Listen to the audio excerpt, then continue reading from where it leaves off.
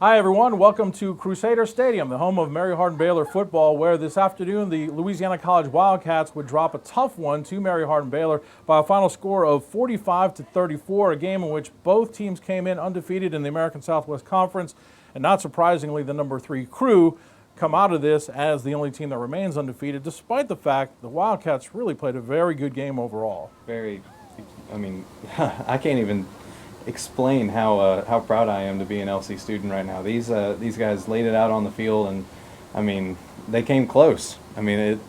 Unfortunately, that doesn't really mean much when it comes to records.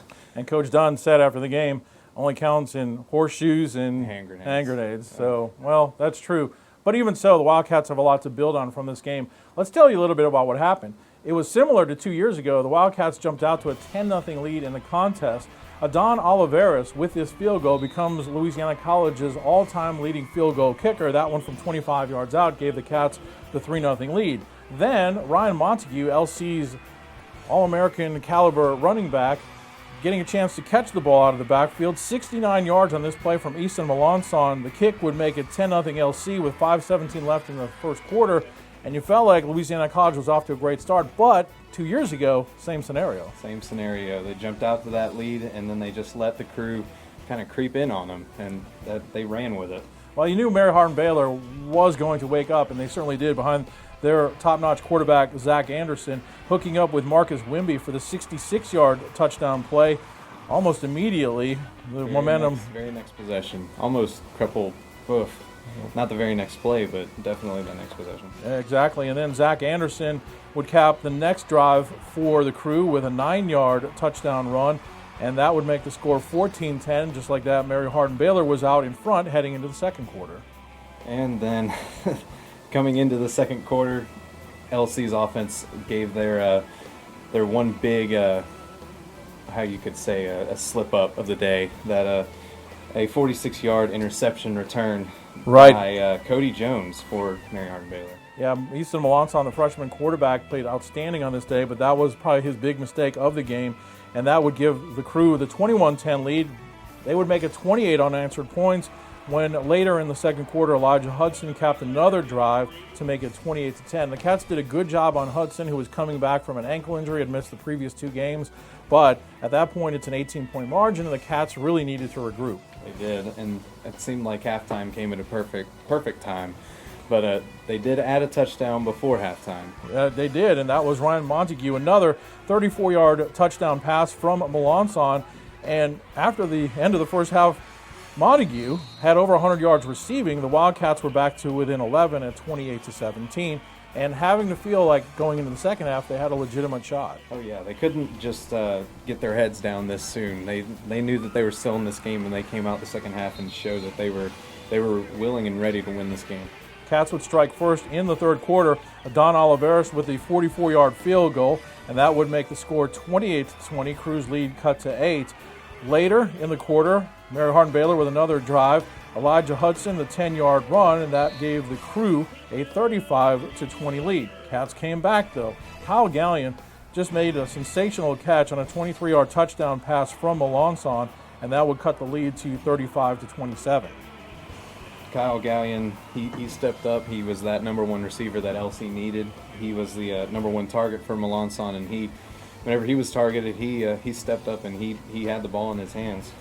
Let's continue on now into late in the third quarter. Drew Owen would add a 38-yard field goal for the Crew, giving them an 11-point lead, 38-27. That 3-point margin would be big. LC would miss a field goal in the fourth quarter that kept it at that 2-score level. And then the Crew went up by 3 scores when Eric Nelson took this pass from Anderson, 37 yards for the touchdown, 45-27 with 9:38 left to go. But the Wildcats weren't done yet. They would make another charge.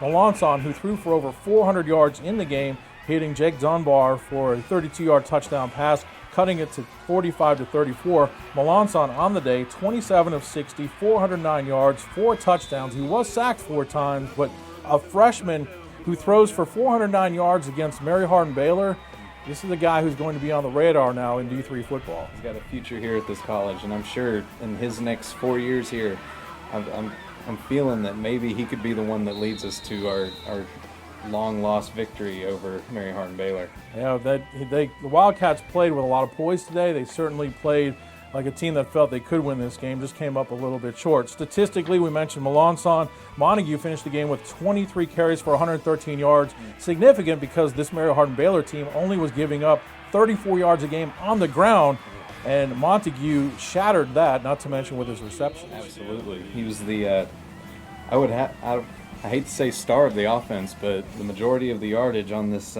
for this LC offense coming with his plays. So. Yep, he's a big-time player, and he flipped that switch today, as Coach Dunn likes to say. Between he and Melancon, really doing a lot of good things. Gallion had 10 catches for 93 yards. Ladarius Gardner, 5 catches for 111 yards. And after that, a number of players getting into the scoring column for the Wildcats. So just to kind of wrap things up for LC, even though they lose to this outstanding Mary Hardin-Baylor football team, the Cats find themselves in the same situation as last year with the record. Their record is at the point where if they can win out, they'll finish 8-2, maybe get a chance to make the D3 playoffs once again, and who knows, maybe end up coming back here once again if it ends up playing out like last year. But a long way to go before that can come. Very long way, but hypothetically, if it does happen, I would not put it past this LC team to maybe win a rematch. But I mean, you never know. That's all hypothetical. You never know. But first, the Cats got to focus on Saul Ross, as the Lobos will be coming to Pineville next Saturday for Louisiana College's homecoming game. That will start with a 4 o'clock kickoff before they finish the season traveling to Texas Lutheran, home against Mississippi College, and at Hardin-Simmons. Long way to go for LC, but they come up a little bit short in this game again, 45-34. I want to thank the folks here at Mary Hardin-Baylor. They have so much to be proud of with this magnificent facility. Absolutely.